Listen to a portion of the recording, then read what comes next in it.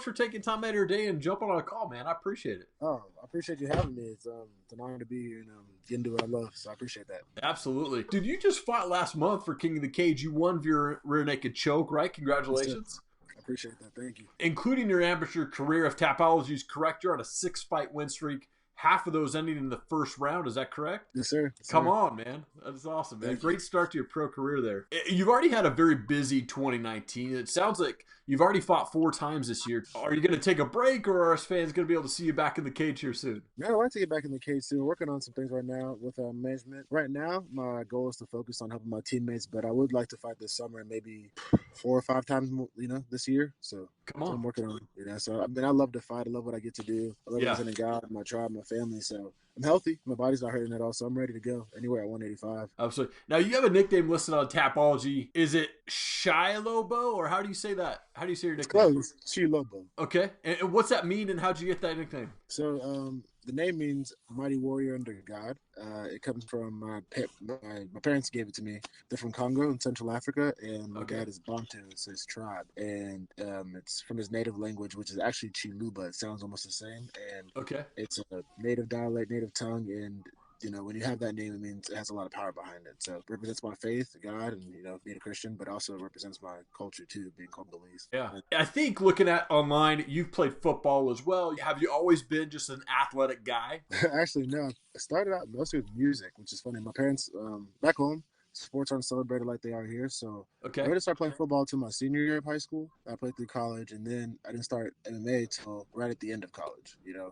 I started rolling because I wanted to get better at football, and then it was something I got into with Jiu Jitsu, and then took some time because I had to graduate, and then got into fighting after I graduated.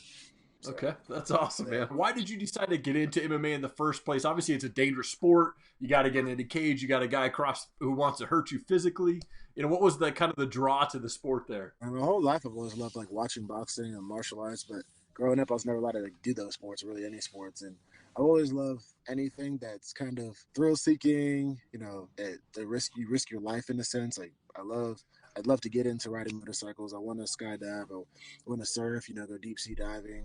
Anything like that. Then I guess we could call me adrenaline junkie, but I like the challenge of that. Really, since it's supposed to kill you, then it doesn't. And fighting is cool for me that way. I love that idea of going one-on-one and being prepared and living somewhat like a gladiator. I've always loved any kind of story in the Bible that had to do with warriors. So anything like that always attracted me. And now that I get to do it for the rest of my life, studying martial arts training, hopefully one day teaching, fighting, all the aspects of it I love. And, if it wasn't that, I wanted to be a Navy SEAL or something. So it was always something around combat that I loved.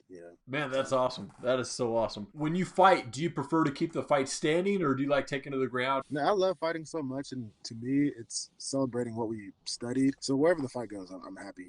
I do love standing up and striking, but if it's on the ground, I just like it to be dynamic. I like it to be where you're moving around and you get the choke, or you're cutting them with a ground and pound. It doesn't really matter to me where it goes.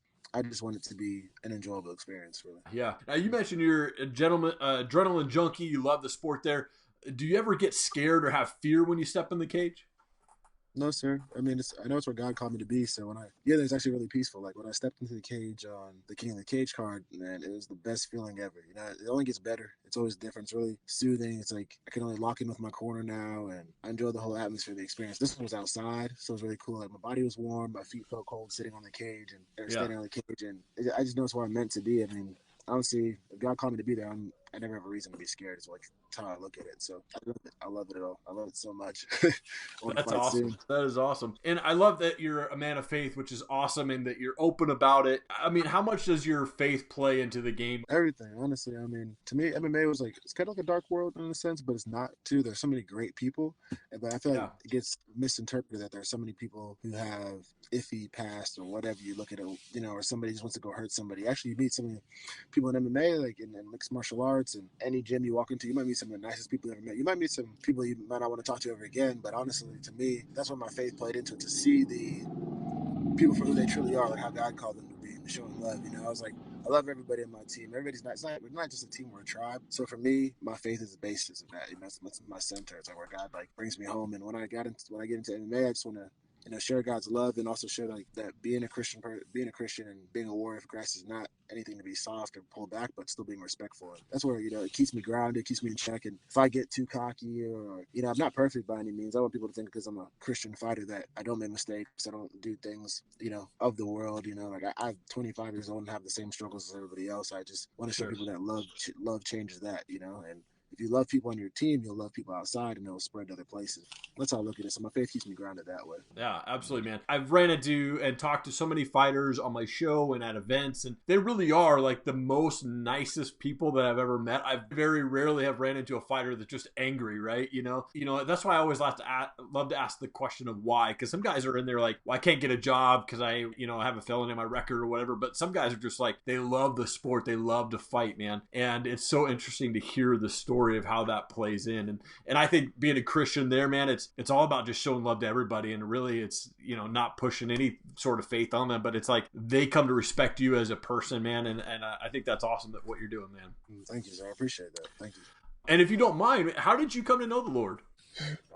Man, Well, I kind of grew up in church, but I never really believed to my senior year of high school. Like, I just went because my parents were like, we're going. I'm like, okay, we're going. And I'm going to this church called Elevation Church here based in Charlotte. And it's such a they're so committed to excellence in what they do, and I love it. Going to my probably like the middle of my senior year of high school, I just kept going. We're going there since I was a freshman. Okay. And I just like going because he always had like a great word and always challenged me. Then, I don't know, something about it just like it clicked one day, and I wanted to live my life better. But until my freshman year of college, I was kind of living halfway in the world, trying to be like that regular college student. Like, I never drank. I was never into partying like that, but just wanting to be mixed into things that probably weren't, representing my faith correctly or, my family the best way that I could. I didn't really care for that. But through college and meeting different people and seeing like every time I messed up and not being the best representation of the person that I was called to be, how my parents raised me, it actually drew me closer to God. So really by my mistakes, we made a few mistakes here and there, and it just, God always had my back. He always brought me home. So like when I see people going through something, I don't see them for their struggle. And I've had like some great people like through college, and then I finished a Lamar run. There were a lot of positive influence there that really challenged me and, pushed me to be better, especially my parents. My mom's a praying woman, so she always like challenged me to be better, even when I messed up and embarrassed my family. Like, they were still there for me, and it was always because of God. And I could just see how that faith has played a huge role in their life, and I'm still learning. I'm still learning as I go, and I think that's cool for me because I can't say I definitely made it yet in my journey. So, but it also helps me relate to people who are struggling with something, and I think honestly through my mistakes is what brought me closer to God. Yeah, absolutely, man. I mean, I grew up in a house that I went to church with. My parents got divorced when I was 11, and then after that, never went to church, right? And I grew up in this house of just a crazy physical abuse to my mom, and not my dad, but her boyfriend at the time. And man, it just saw so much crap. And then I turned to like the drugs, man, and I literally woke up in a basement, like surrounded by 20 people in my. I was about 24, and I felt God just go, all right, man, you're done. And I cold turkeyed everything on Easter morning. Wow. And crazy story, man. I met my wife right after that, and we've been married for 14 years, which is longer than both our parents were actually married. So we're on this awesome journey now, and certainly not at that made it stage, but we're on the right path, right? God does some awesome things, man. Yeah, I'm always into numbers, and like, that's like the number 7 there, completion. Y'all did it twice, 14 years. It's like breaking generational curses. So I'm praying for you, both of you guys. They just keep finding strength in that, and they keep growing, because that's really cool to see. You don't see many people even make it past a couple of years nowadays, which is tough to see. But you're being great examples for that, and using that as a testimony. I think that is huge. Yeah, for sure, man. Well, I appreciate that. I wanted to do a rapid fire session, if that's cool with you. Yeah, for sure. I'm all for it. Cool, man. So do you have a favorite fighter that you follow? Oh, favorite fighter. I have so many fighters that I love for different reasons. So I don't have a favorite. There are a few people, like, even on my team, like Brian Barberina. He's my dude. He goes hard. Every time he wants to fight, he wants to keep it exciting. I've watched recently, I guess people that watched recently, is Cosmo Alexander. He just fought Sage Northcutt. That was fun to watch because I went back and watched some of his old stuff. That was cool. Just people who just love to go at it and bang.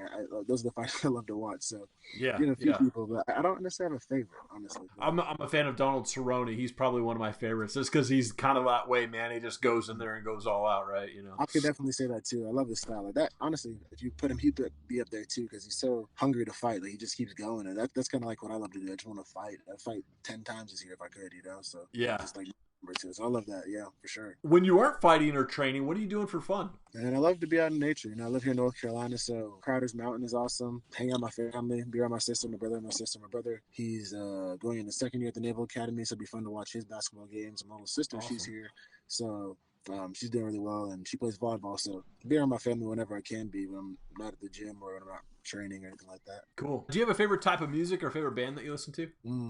Yeah, I do. I love reggae. I would definitely say Bob Marley's probably one of my favorite artists of all time. I love reggae music. And then recently, this band called Sat Sang. They're really, really good. They have some really positive, encouraging music, and any old school hip hop. Nice. Come on, man. That's awesome. Do you have Jones or Santos winning? Jones. I'm going to go with Jones. Just because he's what he's been doing, for over time. But I don't think Santos can get him. I have Jones, though. What about you? Yeah, I got Jones, too, man. Awesome, man. Well, I want to give you an opportunity, too, to give a shout-out to teammates, coaches, sponsors, anybody like that as well. Make sure they were getting a shout-out on the video for you. Yes, sir. Well, thank you. I want to say thank you to you and Top Rated MMA for having me on the show. It means a lot. It's an honor. I want to say thank you to Coach Jeff Jimmo. He's the head coach of my team. He runs literally every class at the gym here at Jimmo, and he sacrificed a lot and is like a second dad to me, so it means a lot. So here, everybody in my Jimmo tribe, every single person. Lurie Athletic Club, I'm wearing the hoodie right now. It's where I work, but also my mentor and just call him my uncle.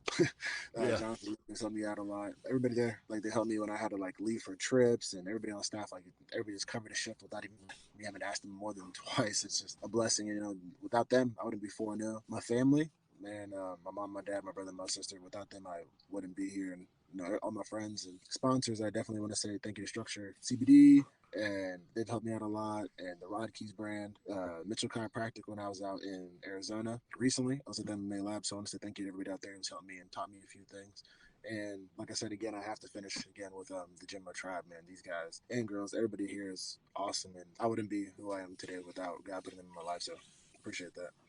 Yeah, sweet, man. Awesome. Dude, it's an honor to talk to you, man. I'm excited to see your career, man, and continue to see that win streak going, man. And thank you for your prayers, man. Praying for you too, brother. And just hope you have an awesome day, man. True honor to be on your show, and hopefully we can talk some more. Thank you so much for watching the show. Please subscribe to our channel. Would really appreciate that. If you could please give us a follow on Facebook, Instagram, and Twitter as well. And please check back. We're always bringing on awesome people for the Top Rated MMA Show, and entrepreneurs, world changers, and success-minded people for the Bearded Biz Show. Thanks so much. Have an awesome day.